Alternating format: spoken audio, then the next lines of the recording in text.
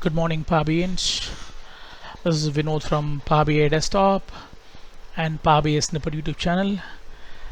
In today's Spark chart, today we are going to see there is a new window that is available for us from July 2026 version here.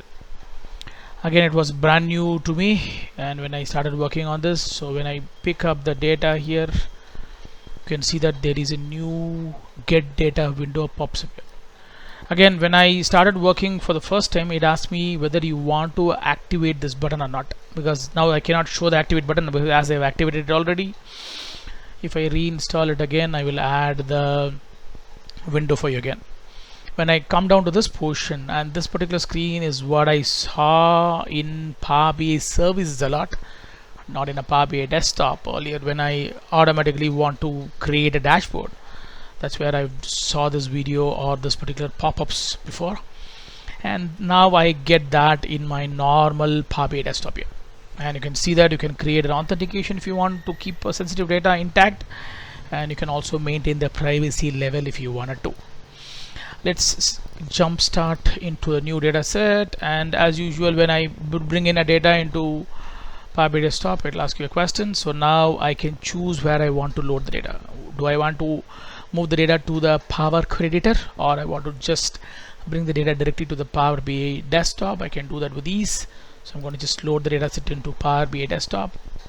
I already have this data in here, so I'm re-adding it again here.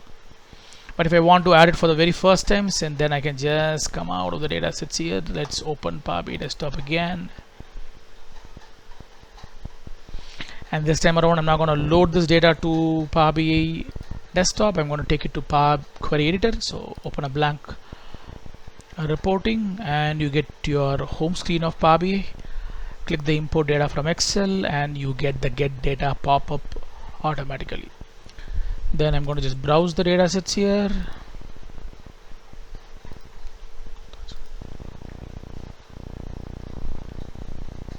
And then once I see the data set, I'm going to load the data to transform data.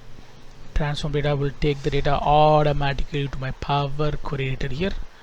Then again, as usually, close and apply so that that data comes back to PowerBI desktop. So you have an opportunity to load the data directly.